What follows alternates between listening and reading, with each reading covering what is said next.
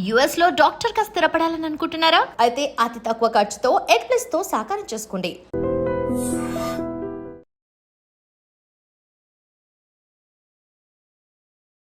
Welcome to iDream media. So constipation మలబద్ధకం సమస్య చాలా మందిని ఇబ్బంది పెడుతూ ఉంటుంది. ముఖ్యంగా చిన్నపిల్లల్లో చాలా ఏజ్ పైబడిన వాళ్ళలో ఈ ప్రాబ్లం అనేది ఎక్కువగా చూస్తూ ఉంటాము.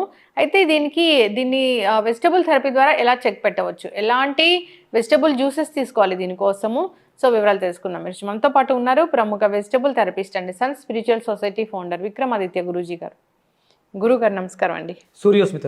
గురూజీ, జనరల్గానే ఈ కాన్స్టిపేషన్ ఇష్యూ చిన్నపిల్లల్లో, పెద్దవాళ్ళలో అంటే ఏజ్ పైబడిన వాళ్ళలో ఎక్కువగా ఉంటుందని వింటూ ఉంటాము. ఎందుకు గురువు గారు అసలు? చిన్నపిల్లలు పెద్ద పిల్లలు ఏమీ లేదమ్మా. 130 కోట్ల మంది జనాభా, కానీ ఒక 10 కోట్ల మందికి తక్కువ ఉండొచ్చేమో, కానీ మిగతా 120 కోట్ల మంది కూడా సఫర్ అవుతున్నటువంటి మేజర్ ఇష్యూ. అంటే ఇక్కడే మనిషి యొక్క జీవన విధానం ప్రారంభమైపోతుంది. మిగతా ప్రాబ్లమ్స్ అన్నిటికీ కూడా ఇది ఒక రిసీవర్, సోలార్ ప్యానల్ లాగా సన్ తీసుకుని ఎనర్జీ ఇచ్చేలాగా ఇది ఒక మెయిన్. ఇక్కడ ప్రధానమైనటువంటిది మీరు మలం బద్ధకం అన్నారు. బద్ధకం మలబద్ధకానికి కారణం అవుతుంది. మనిషి యొక్క బద్ధకం, పోస్ట్పోన్మెంట్ మెంటాలిటీ దీనికి ప్రధానమైనటువంటి కారణం. ఇంకా దీనివల్ల వచ్చే కాంప్లికేషన్స్ మీరు ఒకసారి ఆలోచించి చెప్పండి ఏమొస్తాయి. లేజీ ఎలిమినేషన్ కదా మలబద్ధకం అంటే, లేజీ ఎలిమినేషన్. మన శరీరం ఒక వ్యవస్థ మీద, ఈ వ్యవస్థ ఒక సిస్టమ్ మీద ఆధారపడి ఉంది. 12 రకాల సిస్టమ్స్ మన శరీరంలో. మొట్టమొదటిది డైజెషన్ సిస్టమ్, ఇంటేక్, అండ్ అది సర్క్యులేటరీ సిస్టమ్తో ఎండ్ అవుతుంది. 12 సిస్టమ్స్ వీటి మీద ఉంది జీవితం మొత్తం. మీరు ఎన్ని రకాలు మాట్లాడండి, ఎన్ని రకాల ఫుడ్స్ చెప్పండి, ఎన్ని రకాల విధానాలు చెప్పండి, ఈ 12కి సంబంధించే ఉంటుంది. ఇక్కడ ఈ మలబద్ధకం అనేది మనిషిని అతాకుతలం చేసేస్తుంది, సర్వనాశనం చేసేస్తుంది. ఇప్పుడు నాకు నిన్న ఒక ఫ్రెండ్ కాశ్మీర్ వెళ్ళాడు. అక్కడ ఉన్నటువంటి టెంపరేచర్ దానికి తను అంటే చాలా హెల్దీగా, స్ట్రాంగ్గా, ఫిట్గా ఉన్నాడు. మరి బాగుండాలి కదా, హ్యాపీగా ఉండాలి కదా, ఎంజాయ్ చేయలేకపోతున్నారు. తనలో ఏదో ఒక అసమతుల్యత, మంచి స్ట్రాంగ్గా పొంగినట్టు కనిపిస్తుంది. నాకు చెప్పిన వెంటనే అంటే మన ములక్క ట్రై చేసాడు, మోషన్ అయింది, బాగుంది, కమ్ముడు. అసలు నన్ను ఏం చేయమంటావు అని చెప్పేసి అంటే, ఇవన్నీ చిన్నవన్నీ పక్కన పెడితే ఇప్పుడున్న పరిస్థితుల్లో బాడీ ఉబ్బరింపుగా ఉంది. అంటే ఎక్కడికక్కడ వేస్ట్ పేరుకుపోయి ఉండడం వల్ల ఉబ్బరింపుగా ఉంది.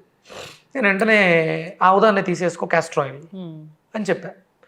ఆయన రావడమే నైటు లేట్గా, అంటే ఒక 11 ఆ టైంలో, 10:30 ఆ టైంలో తీసుకో, మార్నింగ్ బాగుంటుంది. అతను ఏం అంటే 2 or 3 స్పూన్స్ తీసుకో. తనకున్న కంప్లైంట్ వల్ల తన ఇబ్బంది ఎక్కువగా ఉండి 50 ml తీసేసుకున్నాడు. ఆ టైం మిడ్ నైట్లో శుభ్రంగా ఒక 4-5 మోషన్స్ అయిపోయి ఆ బాడీలో ఉన్న బ్లోటింగ్ అంతా కూడా క్లియర్ అయిపోయింది. మార్నింగ్ గుడ్ మార్నింగ్ చెప్తూ ఫోన్ చేశాడు నాకు 5:36కి. చాలా హ్యాపీగా, అసలు ఎంత ఫ్రీగా ఉన్నాను, ఎంత హ్యాపీగా ఉన్నాను అంటే కాశ్మీర్లో ఉన్న వాతావరణాన్ని ఎంజాయ్ చేయలేకపోయాను. హైదరాబాద్ వచ్చేసిన తర్వాత పొద్దుట శుభోదయాన్ని హ్యాపీగా ఎంజాయ్ చేస్తున్నాను. లైట్గా ఉంది, లీన్గా ఉంది, శుభ్రంగా ఉన్నాను. అంటే ఉన్న అందాలని కూడా ఆస్వాదించలేవు మలబద్ధకం ఉంటే. మీకు చాలా చూడండి, ఓసిడి పేషెంట్స్ ఉంటారు. దానికి ప్రధానమైనటువంటి కారణం ఇక్కడ నుంచే ఇరిటేషను. సహజంగా ఓసిడి ఉన్న వాళ్ళకి ఈ కాన్స్టిపేషన్ అనే సమస్య, అగ్రెసివ్నెస్, వాళ్ళు ఏం మాట్లాడుతున్నారు, ఏం చేస్తున్నారు, అది ఏమీ తెలియదు. దీనికి ప్రధానమైనటువంటి కారణం మలబద్ధకమే. ఓసిడి ఉంది అంటే వాళ్ళు నేను బాగానే తింటున్నాను, నేను బాగానే వెళ్తున్నాను. ఒక మనిషి ఉదయం సాయంత్రం 2 పూట్ల మల విసర్జన చేస్తే ఆరోగ్యంగా ఉన్నట్లు లెక్క. కంపల్సరీ 2 times మల విసర్జన చెయ్యాలి. లేదు అతను చేస్తున్న పని, అతను తింటున్న ఆహారం బట్టి 3 సార్లు అనేది ద బెస్ట్. అంటే మరి ఆఫీసుల్లో ఉంటాం, ఎట్లా కుదురుద్ది? కుదరాలి, కుదిరించుకోవాలి. దీన్ని మనం బద్ధకించామా, మలబద్ధకంలో పడ్డామా, జీవితం సర్వనాశనం అయిపోతుంది. దీన్ని మార్చే, మీరు లాక్సేటివ్ బయట నుంచి ఎన్ని తీసుకున్నా సహజంగా శరీరంలో తత్వం ఉండాలి. ఫిషరీస్ దీనివల్ల వస్తాయి. మలబద్ధకం నుంచే పిస్టులా, ఫిషరీస్, పైల్స్, ఇవన్నీ ఒకదాని తర్వాత కాంప్లికేషన్స్ వచ్చి జీవితం నరకం. మీ దగ్గర కోట్లున్నా, మీ ఎదురుగుండా పంచభక్ష పరమాన్నాలు వండి పెట్టినా చూస్తూ ఏడుస్తూ ఉండాలి తప్ప తినలేము. అందుకని బద్ధకాన్ని విడిచిపెట్టండి, మలబద్ధకాన్ని జయించండి.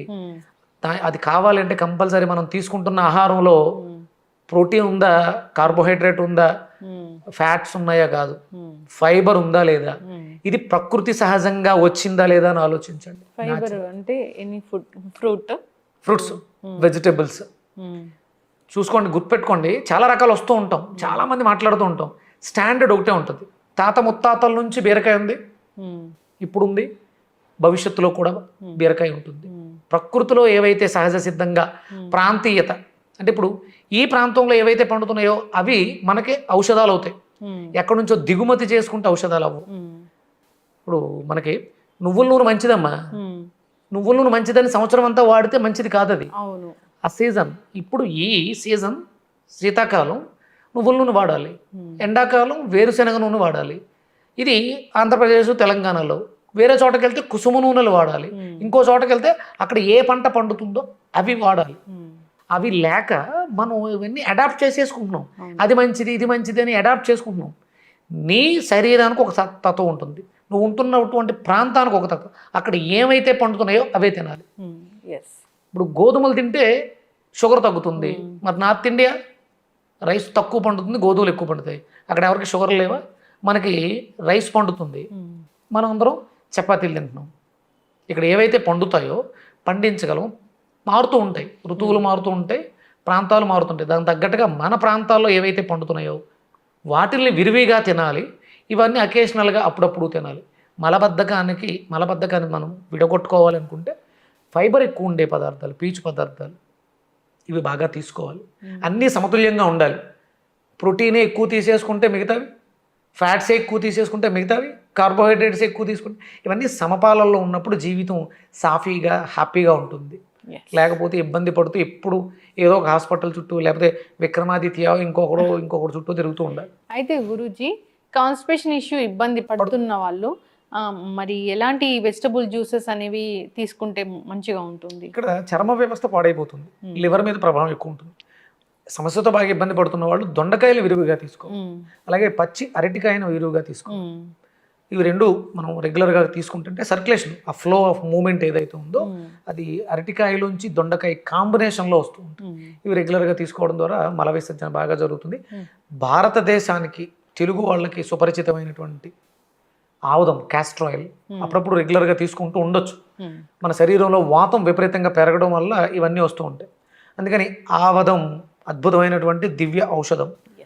నెలకొకసారో 15 రోజులకు ఒకసారో మనం చేసే పొరపాట్లు ఉంటాయి, వాటిలన్నిటి నుంచి ఇది అద్భుతమైనటువంటి పరిష్కారం. రెగ్యులర్గా మనం వంటల్లో దొండకాయలు, అరటికాయని విరివిగా తీసుకోవడం ద్వారా ఈ సమస్యల నుంచి బయటపడదు. ఖచ్చితంగా గురుగారు చాలా చక్కగా చెప్పారండి. సో ఈ ప్రాబ్లం అనేది వేధిస్తూనే ఉంటుందని చెప్తుంటారు. నేను ఇది ఖచ్చితంగా అడగడానికి కారణం ఏంటంటే మీ వీడియోస్లో కామెంట్స్లో రాశారు. సో కాన్స్టిపేషన్ ఇష్యూ ఉంది, ఆవిడ ఫోటో కూడా పెట్టడం జరిగింది, ఇక్కడ చాలా ఎలర్జీ లాగా వస్తుంది అని. సో అందుకోసం నేను అడగాల్సి వచ్చింది. సో అయితే గురూజీ, ఈ వెజిటబుల్ జ్యూసెస్ అనేవి చాలా చక్కగా పనిచేస్తాయి. మీరు అన్నట్లుగా క్యాస్టర్ ఆయిల్ కూడా, దాన్ని కూడా అప్పుడప్పుడు తీసుకోవచ్చు. చక్కటి ఇన్ఫర్మేషన్. నెలకొకసారి కంపల్సరీ తీసుకోవచ్చు, ఇబ్బంది పెడుతుంది వారంకోసారి తీసుకోవచ్చు. మినిమం ఒక పర్సనాలిటీని బట్టి 1 డేలో కావాలి క్లీనింగ్ అనుకుంటే ఒక 50 ml ఎర్లీ మార్నింగ్ తీసుకుని గోరువెచ్చటి నీళ్లు తాగడం, చారు తాగటం ఇలాంటివి చేయడం ద్వారా క్లియర్ అయిపోతుంది.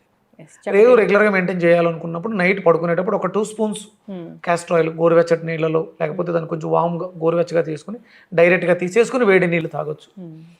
అది దానివల్ల ఒబిసిటీ తగ్గుతుంది, గ్యాస్ట్రిక్ ప్రాబ్లం తగ్గుతుంది, మలబద్ధకం వదులుతుంది.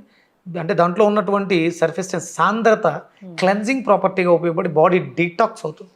ఖచ్చితంగా గురుగారు, చక్కటి ఇన్ఫర్మేషన్ అండి. ధన్యవాదాలు. సూర్యస్మిత.